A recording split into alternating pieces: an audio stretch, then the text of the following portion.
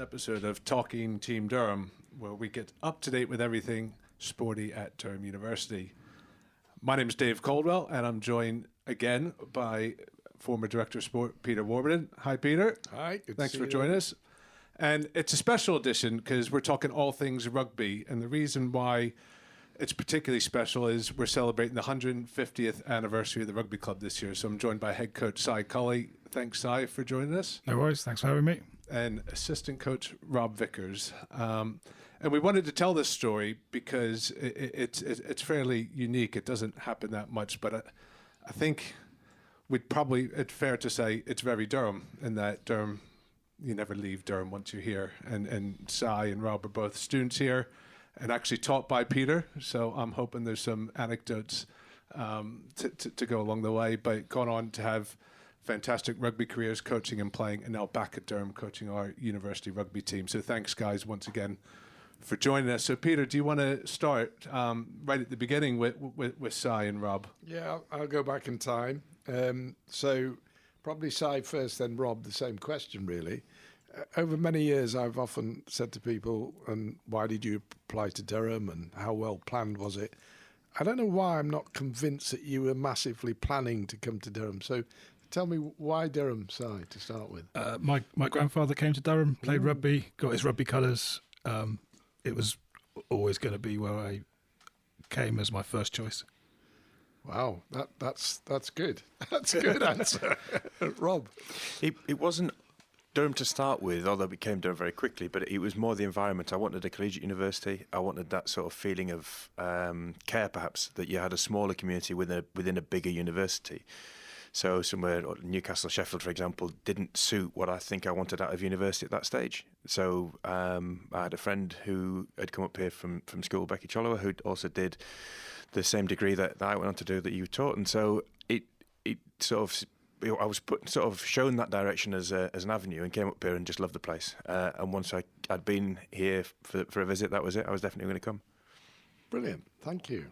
I do remember as having introduced the sports degrees that sport did get quite a lot of flack from every other student in the university who didn't really get us. But I'm hoping you're going to tell me you enjoyed doing the degree, Si, and got something out of it.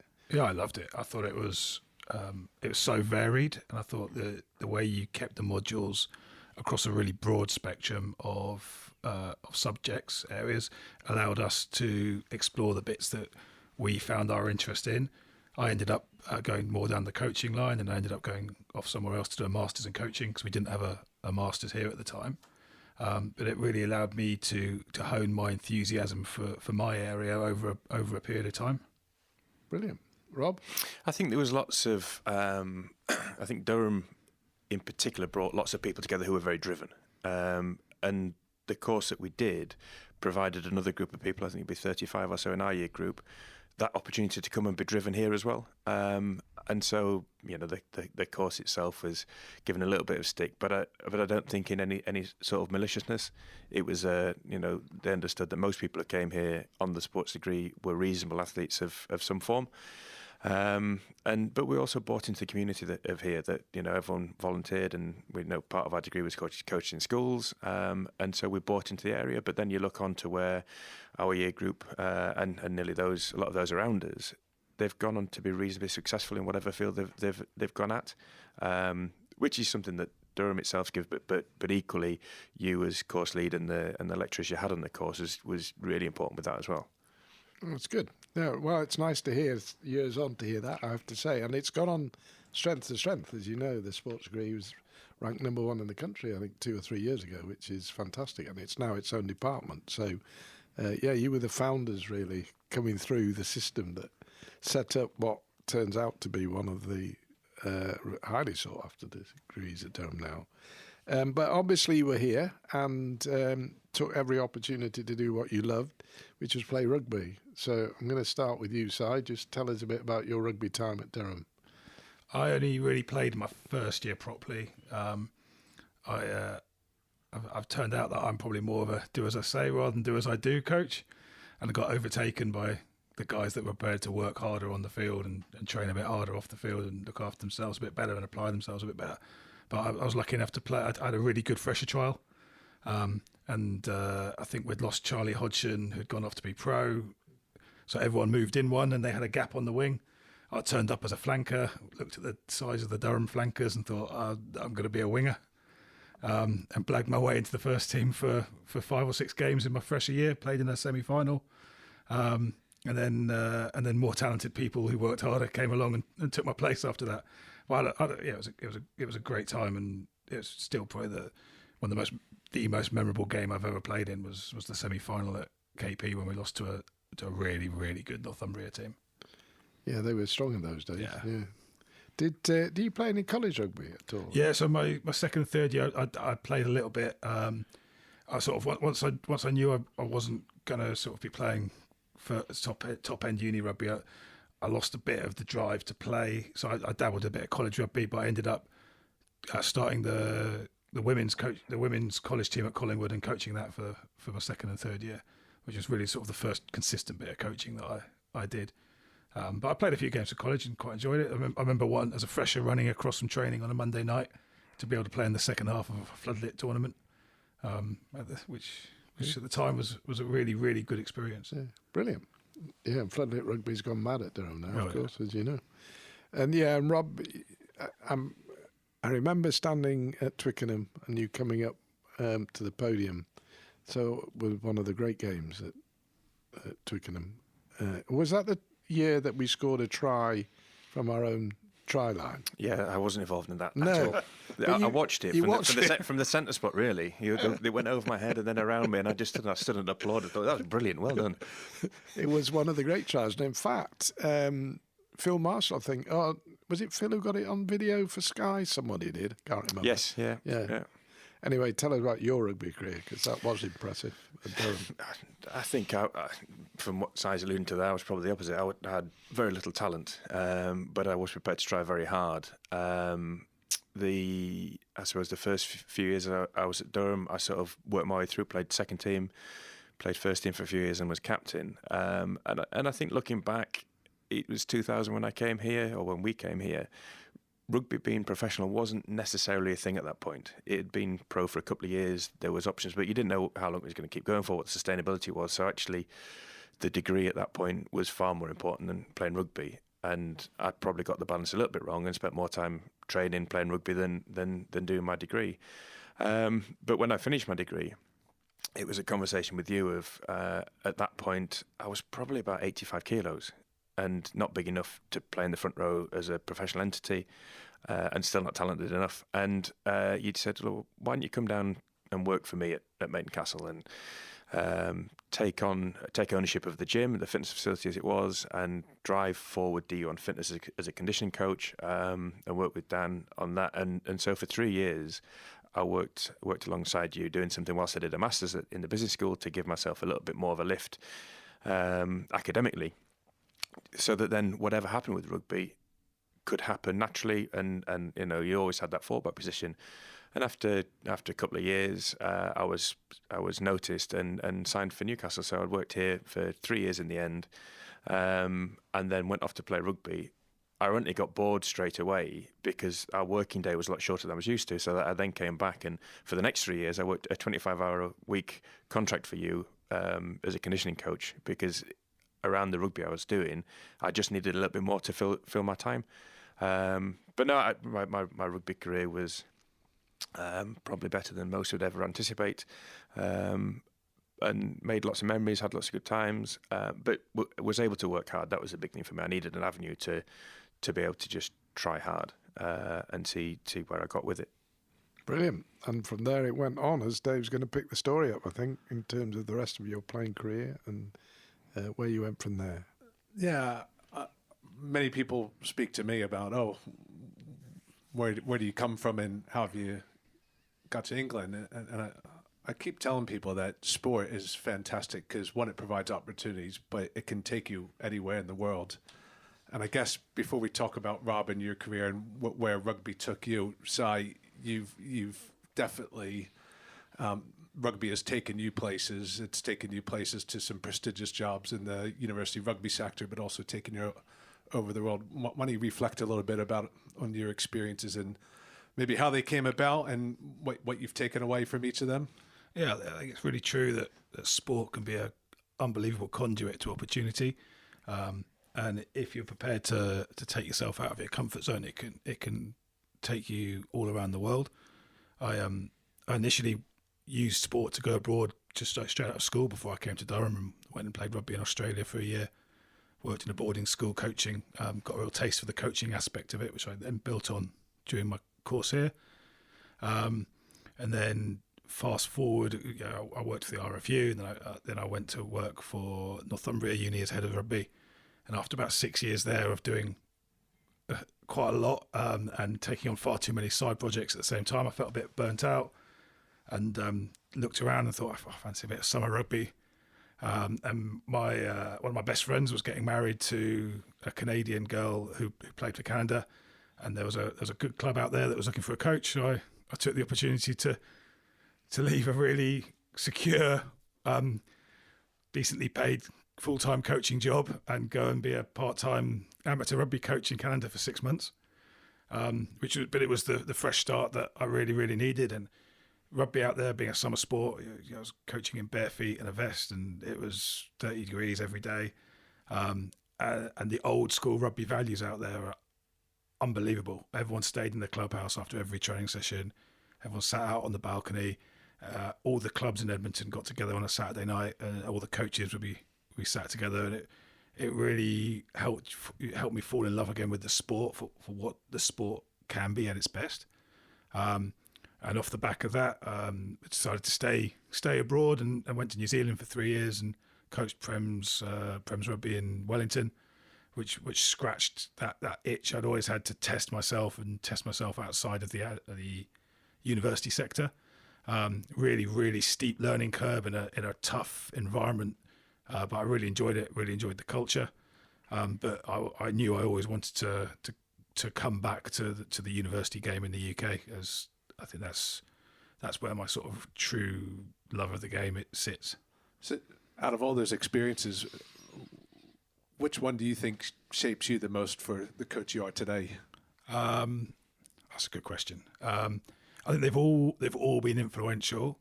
Probably the most influential would be one of the toughest, where I took on my last year in New Zealand. I was coaching a club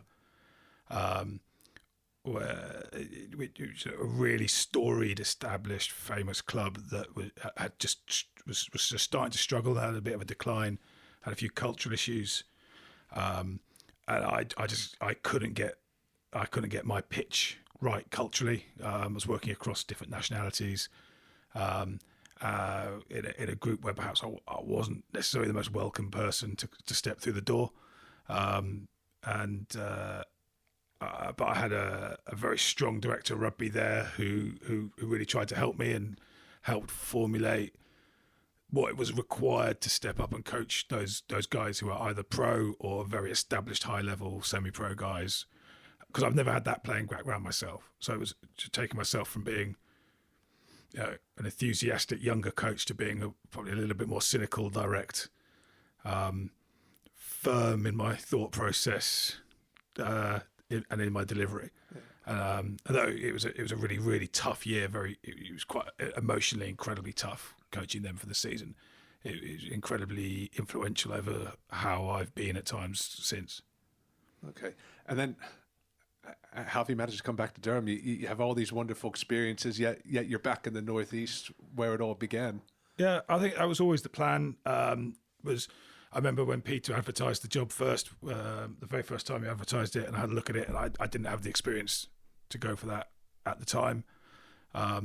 When I was at Northumbria, I became good friends with Alex, my predecessor, and there was always a sort of half-joking conversation about me being sort of in waiting.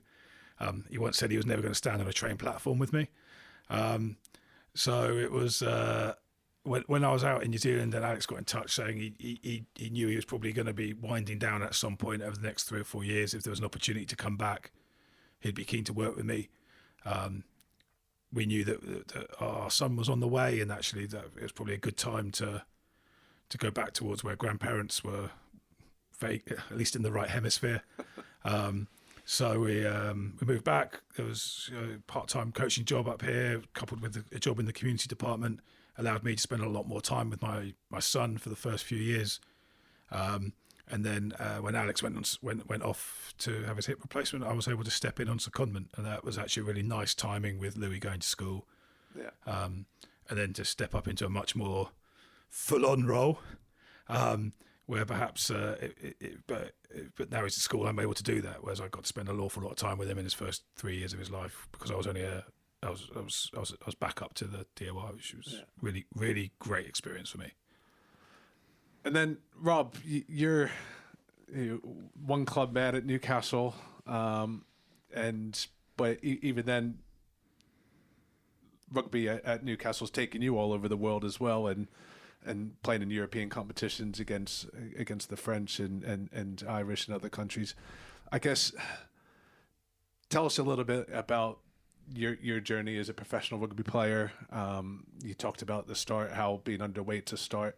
I gather you changed positions a lot and always had to adapt to keep your place in the team. What were your big reflections throughout your pro career? And I think there'd be plenty of people say every cap I had was a gift, and they'd probably be reasonably fair on some of that. I played for 12 years as a pro, was lucky enough to take part in the Churchill Cup in America, and play the sort of the second tier of international rugby at that point.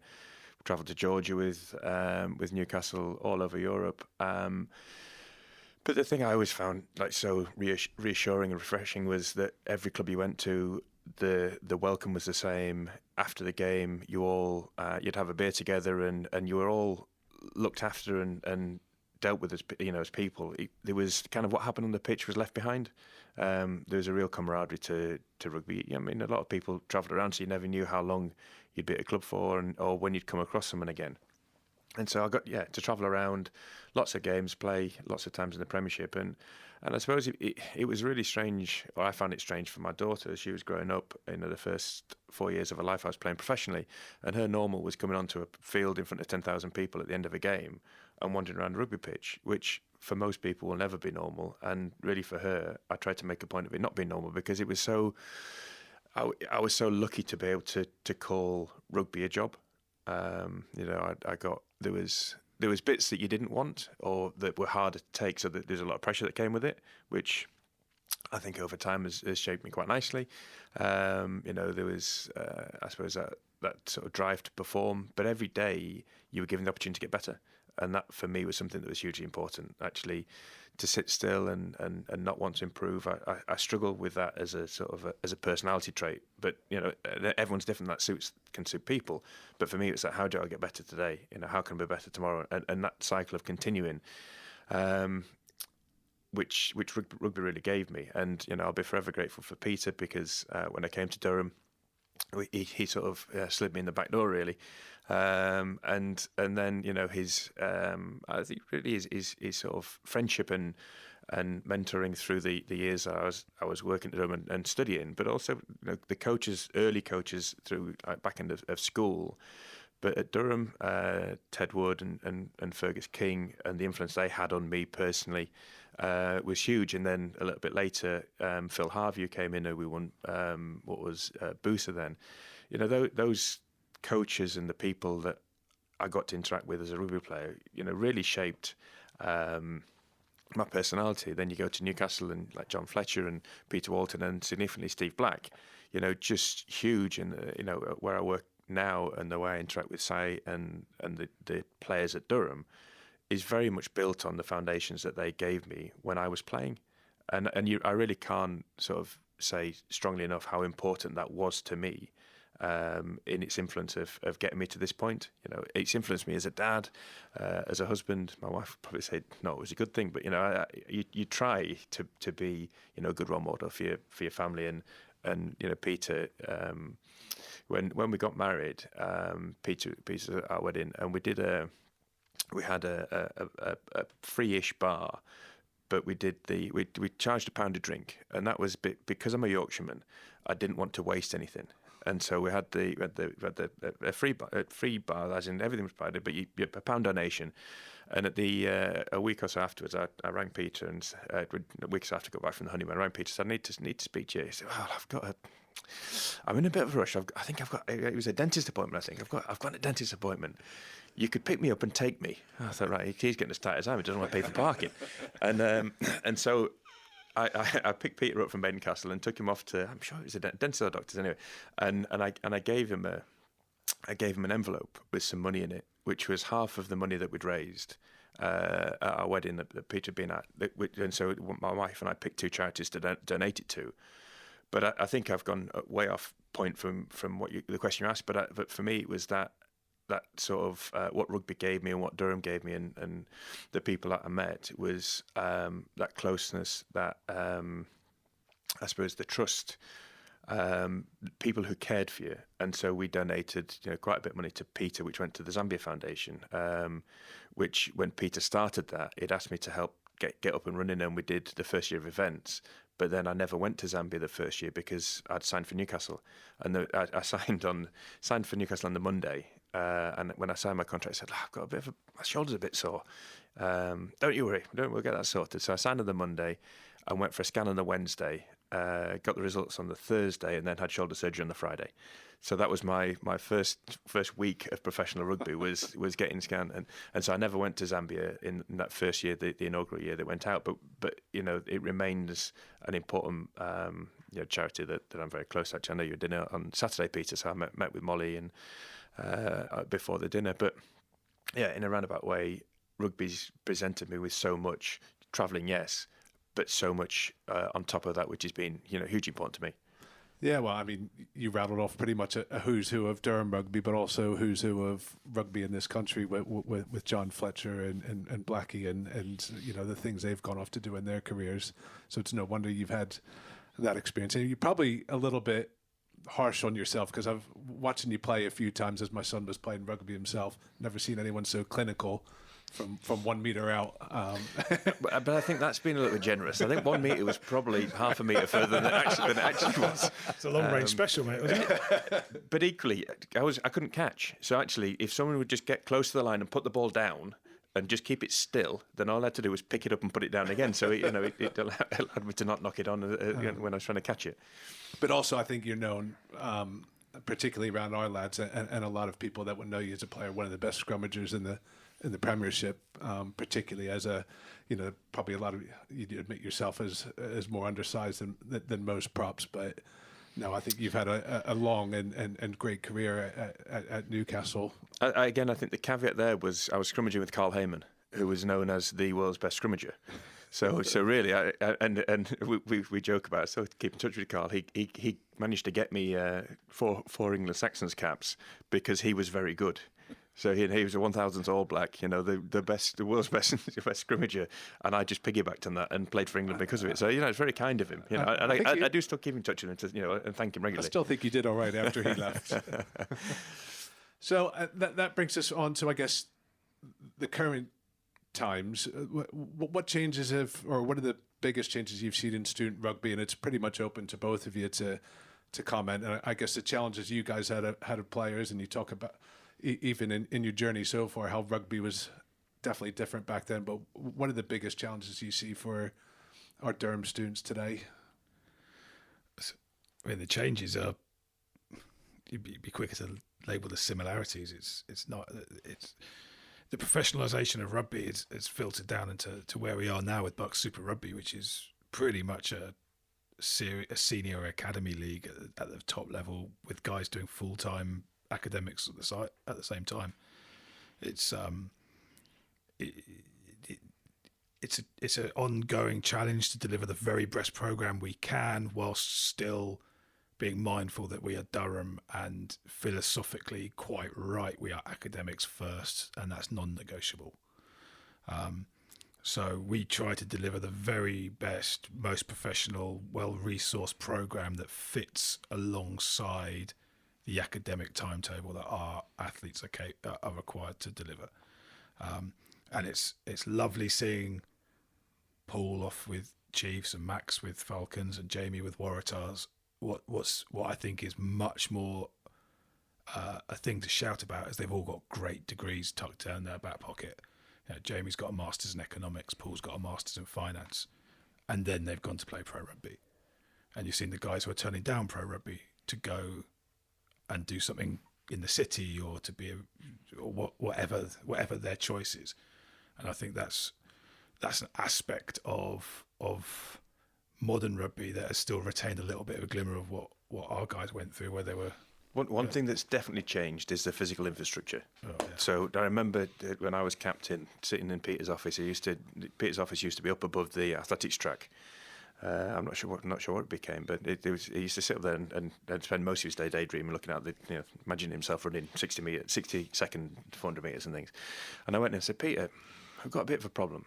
What's that? I said, well, at the time there was one sand-based hockey pitch. So we've got no lights. Don't you worry, I've got that sorted.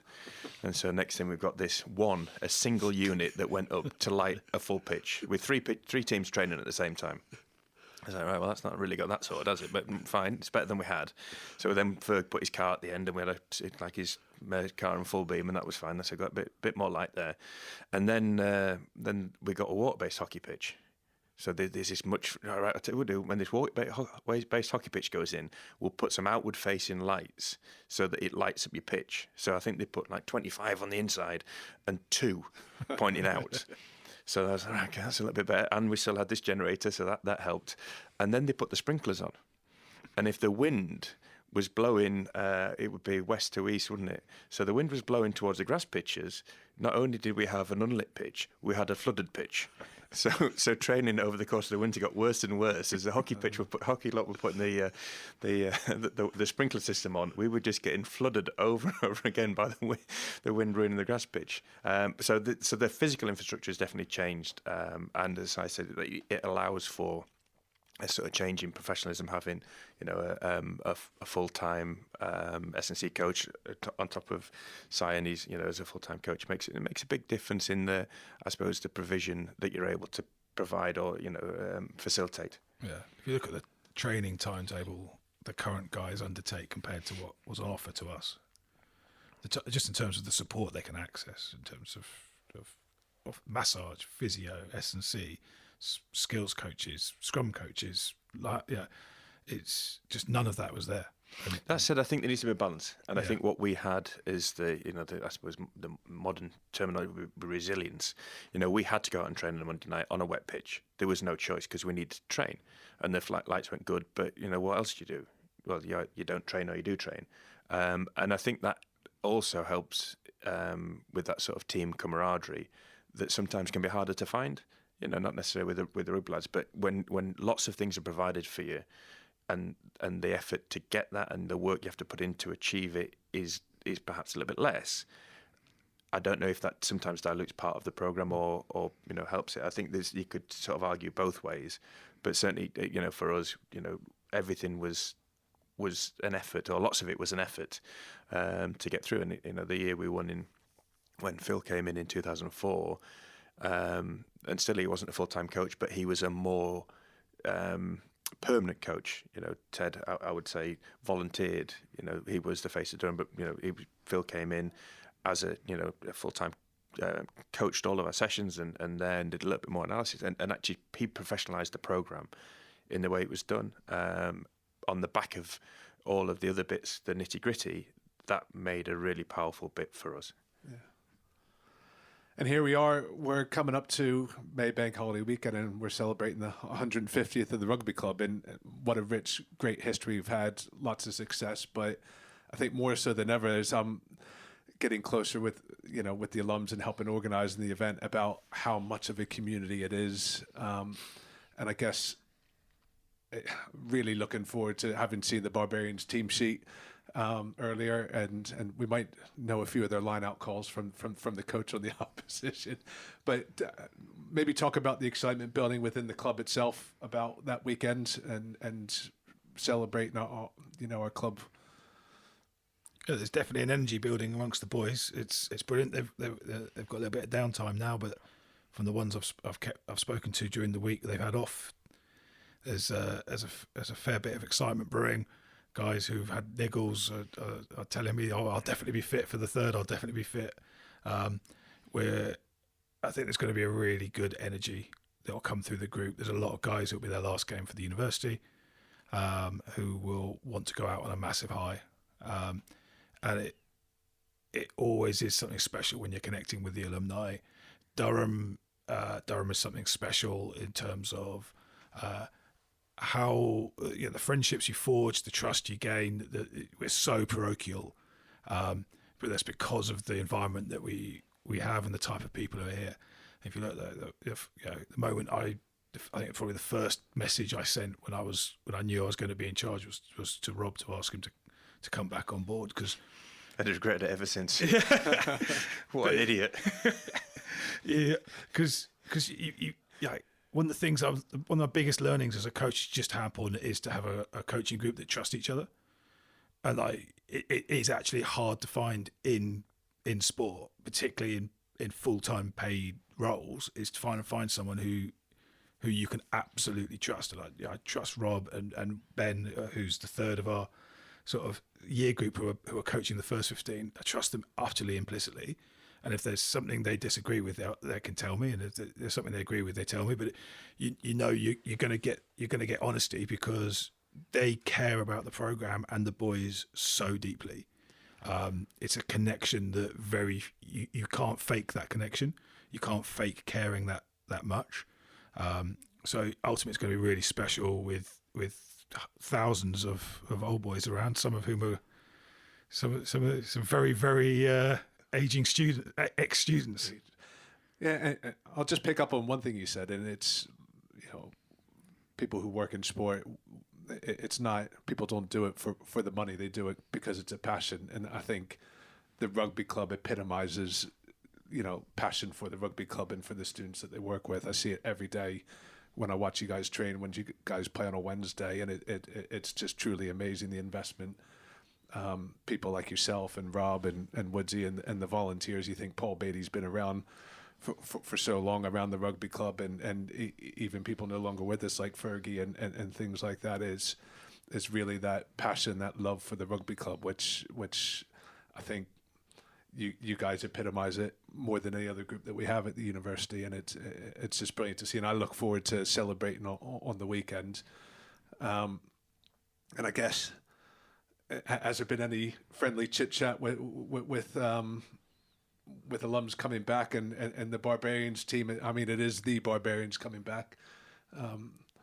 Yeah, there's a couple of the old boys playing. I need to get tucked into Freddie, because he knows our line-out calls, because he's done some mentoring with the younger hookers over the last couple of years when they were in the lower teams, and I'm sure he might know a few. All our attack shapes are the same names as when he was captain 3 years ago. So, but I think that's going to be brilliant. Seeing people like Fred and Harry Craven back on Hollow Drift, that's going to be part of being special. I think having Keezy come back to coach the Barbarians, there's another connection there. But ultimately, it's the Barbarians that's the most important thing, that we're playing against a storied touring team, to recognise that it's 150 years of Durham rugby. At the core of it, the individual names don't matter. What matters is the club. The club's had 150 years of young men and now women caring deeply about it, forming lifelong friendships and connections. And this is just a way to mark what's been, and hopefully another 150 years to come afterwards. Yeah, Rob, do you have anything else to add about the weekend coming up and pretty much a celebration of Durham University rugby? I know there are a huge amount of alumni coming back, and there's different WhatsApp groups that we're on, and people are just so excited. As Si said there, the Durham, once you've been here, it doesn't ever leave you. And certainly as a rugby team, there's a lot of the 2004 team that we won Booster with coming back, and I think there's the same that reflects every year group that's been through, and I think there's a reason why there's still lots of people, your closest friends, who you played rugby with at Durham. So no, it's going to be a great weekend. The Barbarians always pitch that team nicely so that it's a competitive game. There'll be lots of points. Is generally the way their games go, but it's played in the right spirit. That's that's what we want to celebrate. 150 years of rugby here at Durham, and those, as I said, all those who've gone before us, and all those who will go after us, and that's really the purpose of the weekend. Yeah, and we'll probably wrap up. For those of you who don't have tickets, there's still a chance to get tickets. It's Team Durham Instagram. You can find the ticket link as well as Team Durham LinkedIn. So yeah, it's an event that we're all looking forward to and can't wait, because I know the boys will do the club and the university proud. But I guess we'll just finish on Si, Rob. Massive thank you to you both for everything that you do week in and week out. I don't think the program would be anything close to what it is without your guys' involvement. I know what you couldn't be with us today to join in, but I know the time and effort and energy you guys put in. So a massive thanks to you both for everything that you do, but joining us today and talking about the rugby club, and hopefully, which is the first part of celebrating the rugby club as part of 150. And Peter, thanks for joining us again. Pleasure, as always. Thanks, mate. So, that will wrap up this edition of Talking Team Durham, and we'll speak to everyone soon. Cheers.